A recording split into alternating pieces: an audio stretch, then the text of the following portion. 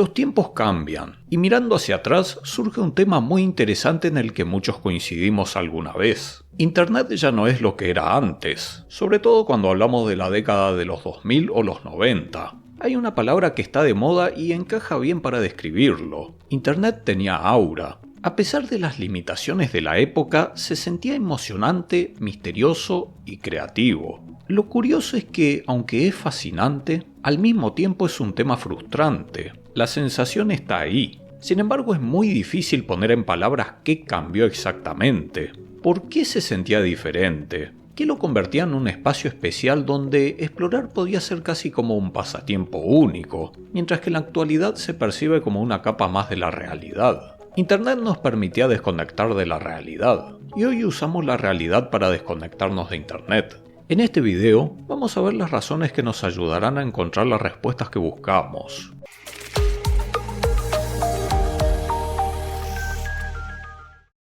Este video es traído aquí gracias a GBG Mall, nuestra tienda de confianza donde podemos adquirir licencias originales para Windows a precios muy económicos. También encontraremos licencias para Office, distintos programas e incluso videojuegos. Si aplicamos el código de descuento TU25 obtendremos un 25% de descuento adicional. Con estos descuentos obtendremos precios insignificantes comparado a los precios de Microsoft. Pero, ¿cuál es el truco? ¿Por qué son tan baratas estas licencias? Bueno, esto es porque se tratan de licencias OEM. Este tipo de licencias son utilizadas por los fabricantes al vender equipos con Windows ya preinstalado. Su limitación es que se ligan a la placa base de la computadora, pero considerando su precio es un detalle insignificante, sobre todo si no van a cambiar su equipo o la placa por mucho tiempo. Estas licencias son completamente legales y son una excelente opción para tener nuestro Windows activado con todas las actualizaciones que lanza Microsoft. En la descripción y un comentario fijo les dejaré los enlaces y el código de descuento. Muchas gracias a GBG Mall por patrocinar el espacio. Internet pasó por muchos cambios durante años. Detrás se esconden aspectos no solo tecnológicos, sino también sociales. Cosas que influyen en cómo interactuamos con esta tecnología y la percibimos. Podemos resumirlo en 5 diferencias que lo explican todo. Antes, Internet era un lugar mucho más pequeño, más descentralizado, anónimo, experimental y quizás menos comercial. Todo esto tiene sus razones, pero vamos por partes. Internet no es más que una red descentralizada en la que todos estamos conectados. En sus inicios no era algo hecho al alcance de todos, ni mucho menos destinado al entretenimiento. Durante mucho tiempo fue una herramienta reservada para los especialistas. Sus orígenes se remontan a finales de los años 60, con la creación de una red experimental para conectar universidades, centros de investigación u organismos gubernamentales. La idea era compartir información y recursos informáticos. Esto cambió en los años 90 con la creación de la World Wide Web y los navegadores, es decir, la tecnología que nos permite explorar sitios web y que hoy forma parte de lo que se suele llamar Internet. Aunque Internet es en realidad el medio por el que accedemos a la World Wide Web, así como otros servicios como el correo electrónico, mensajería o almacenamiento en la nube. Desde entonces, Internet empieza a crecer a pasos agigantados en el hemisferio occidental, y más tarde en el resto del mundo. Aquí entra uno de los puntos clave. Aunque ya no era algo exclusivo para investigadores y científicos, era una tecnología en auge y bastante verde aún, incluso más que las mismas computadoras. En esta etapa seguía siendo algo relativamente técnico. La barrera de entrada era alta. Configuración de módems, crear páginas HTML, usar FTP o el hecho de que la participación estaba en los foros. Esto generaba una cultura particular. Internet y su contenido estaban mayormente dominado, por decirlo de alguna manera, por personas con curiosidad técnica, con afán de aprender y construir cosas. Esta cultura se reflejaba en el contenido y la manera en la que se lo presentaba. Internet era una especie de hobby para nerds, aficionados o apasionados en un tema. Las primeras temporadas de Los Simpsons solían representar esto perfectamente. La conexión era a través de líneas telefónicas, con velocidades que como para ver un video online era muy limitado incluso en resoluciones microscópicas, así que lo más razonable para compartir la información era el texto. A ojos de hoy se ve limitado, pero tenía un gran potencial. Todo era más artesanal, fue la era de las páginas personales. Internet era más una extensión de la personalidad de quien lo creaba. Cada sitio podía reflejar gustos, obsesiones y habilidades distintas. Las páginas podían ser lentas, feas e incómodas, pero eran únicas. Por eso podías sentir que detrás de eso había una persona y no una empresa. Hoy los sitios se ven homogéneos, parece que todo tiene el mismo estilo. Aquí entra otro de los puntos clave. Antes el contenido no estaba hecho por expertos en diseño o marketing para refinar la parte visual milimétricamente y captar tu atención lo mejor posible. Ni tampoco había acceso a información con facilidad. No leías 20 guías o veías videos acerca de cómo construir tu sitio web exitoso. Cada quien hacía las cosas como le parecía.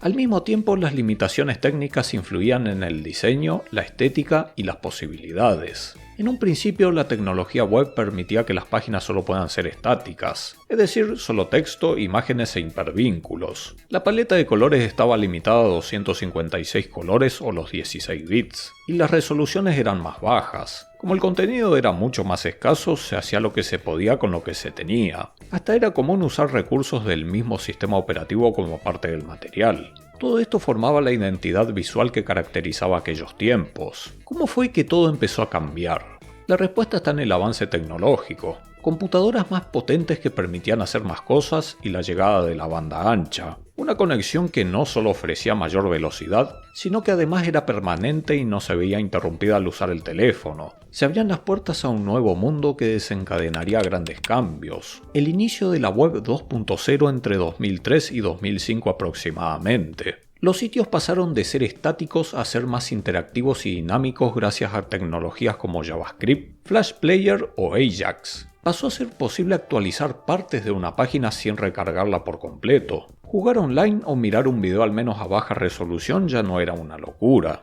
En esta nueva era podían permitirse jugar más con la estética. Se buscó transmitirle al mundo el optimismo y los avances con diseños más amigables para todos, degradados, brillo, esquinas redondeadas y sobre todo la cereza del pastel, el 3D. Una idea que venía prometiéndose desde hace mucho. Los usuarios pasaron de ser simples lectores a ser participantes en la web.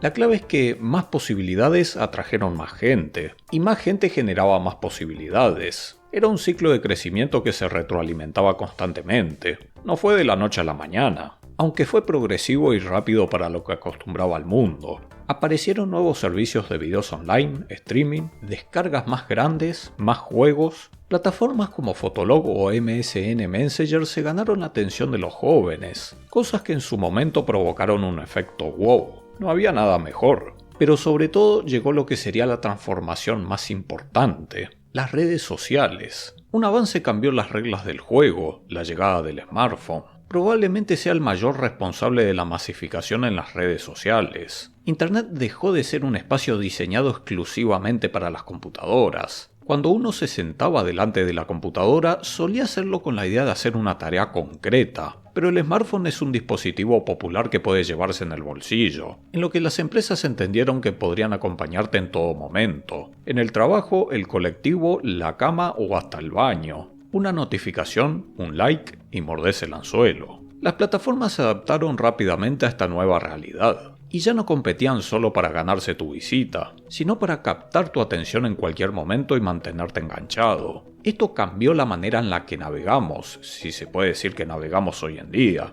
Anotar una URL o dirección era casi como anotar antes la dirección exacta para llegar a la casa de un amigo por primera vez, cuando no había Google Maps, claro. Tenerla era algo necesario para llegar. En cualquier programa de televisión, revista o la caja de tu juego favorito se aseguraban de dejarte la dirección. Aunque a medida que iban mejorando los buscadores, encontrar algo se volvía más sencillo. La cuestión es que solían visitarse sitios concretos. De ahí descubrías otro sitio, y de a poco uno iba descubriendo más. A cada sitio se le dedicaba un tiempo, se exploraba, no había prisa. Y como había personalidad, todo se sentía gigante. No sabías con qué podías encontrarte. Hoy el método para descubrir contenido es muy diferente. No se navega, sino que somos guiados. Las personas directamente van a una plataforma específica y el algoritmo prioriza el contenido para mostrarte según tu historial, gustos y comportamiento. Más que explorar Internet, pasamos a explorar una feed.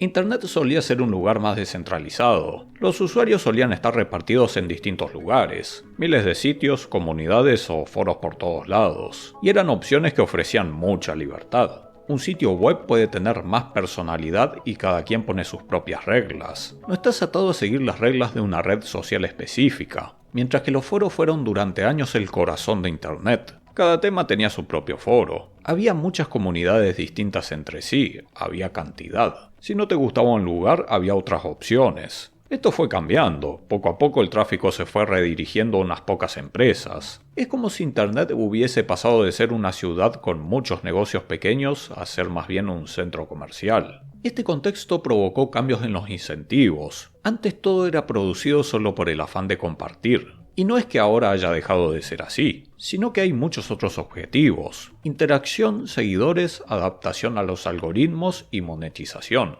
Gran parte de la magia de la vieja Internet venía de que todo era prácticamente anónimo. Era común usar nicks como Darkwolf, Master99 o, no sé, el Tutos. Lo increíble es que esto no solo se debía a que usar la identidad real tenía poco sentido, sino que venía de una cuestión cultural. La gente era mucho más reacia a revelar su identidad en Internet. Poner tu nombre y apellido podía ser sinónimo de peligro. El hecho de no tener la identidad revelada hace que los usuarios interactúen de manera diferente. Uno tiende a reservarse de dar ciertas opiniones o comentarios por miedo a enfrentar consecuencias o el rechazo social. Lo cual no quiere decir que un comentario sea necesariamente malo, sino que quizás no es aceptado por la opinión mayoritaria. Y que una opinión sea mayoría no quiere decir que sea correcta. También puede que se reserve de revelar un secreto pero no lo hace por miedo a que quede ligado a su identidad. Este tema se presta para muchas reflexiones. ¿El anonimato permite mostrarnos cómo somos realmente? ¿O acaso nos incentiva a sacar lo peor de nosotros con facilidad?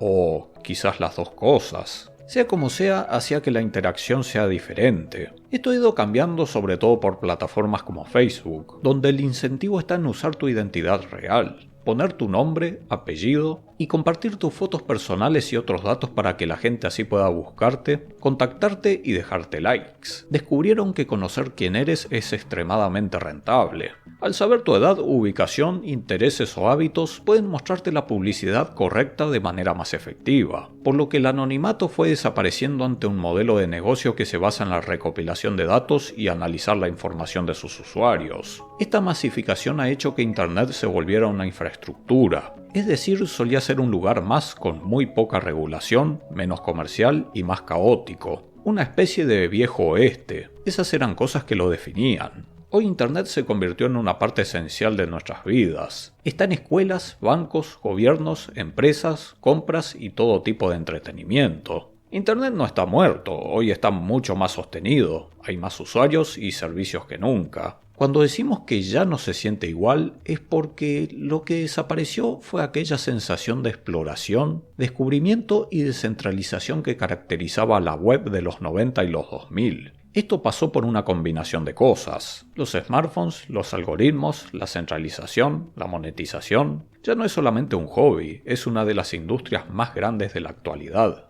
Aunque hoy tenemos mejor tecnología y comodidades, mirándolo en retrospectiva pareciera que retrocedimos en otros aspectos. A todo esto, ¿el Internet de antes era mejor? ¿O en parte caemos en un sesgo cognitivo a raíz de la nostalgia? La respuesta es más compleja de lo que parece. Sin duda el viejo Internet se sentía como un lugar más tranquilo donde podías concentrarte en una cosa específica. Cada cosa que a ojos de hoy parece pequeña, en su momento nos encantaba porque no estábamos tan sobreestimulados como ahora. Se sentía como un espacio alejado de porquerías que solo estaban presentes en la televisión por cable y otros entornos, como el amarillismo o la tergiversación. Pero por otro lado también solemos exagerar acerca de lo bueno del pasado porque la mente tiende a omitir lo malo con el paso del tiempo. Y hay muchas cosas que no eran tan buenas. Las conexiones no daban margen para mucho y los cortes eran mucho más frecuentes. Publicidad había y podía ser realmente agresiva. Había ventanas emergentes que simulaban ser parte del sistema operativo. Algunas reaparecían al cerrarse. En su momento al menos nunca supe de la existencia de bloqueadores. Y Explorer al menos no admitía extensiones. Mientras que hoy podemos obtener una respuesta a una pregunta rápidamente, eso antes no era así.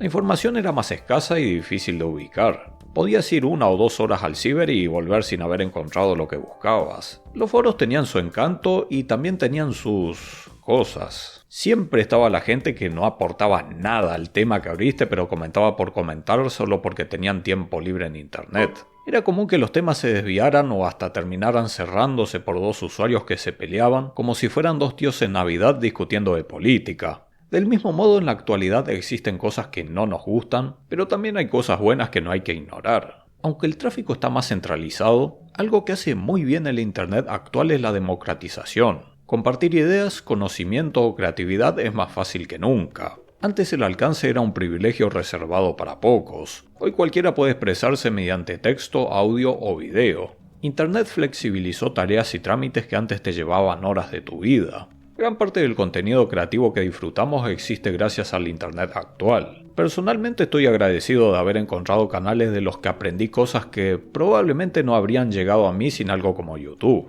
En el mediano o largo plazo, difícilmente un proyecto se sostiene sin sustento económico, porque es una herramienta para mejorar la calidad y el alcance. Lleva su tiempo y trabajo verificar, pulir y editar el contenido para que sea digerible. Claro que uno puede crear contenido de forma más personal y casual como pasatiempo, y eso no está mal, pero es común que eso llegue solo a un público reducido. Quizás el problema es cuando la monetización se convierte en la única variable de la ecuación, y de ahí se manifiestan prácticas como el clickbait excesivo, la recopilación de datos con fines poco transparentes o algoritmos diseñados únicamente para maximizar el tiempo que pasamos en pantalla. Bueno, el tema de los algoritmos da para un video entero, porque siempre se habla de los males del algoritmo, lo cual no hay que negar, sí. Pero por otro lado, ¿cuál es la solución? Si entras a YouTube sin loguearte, vas a ver todo el contenido que consumen los normies. ¿Y para qué te van a ofrecer reggaetón si no querés saber nada de reggaetón?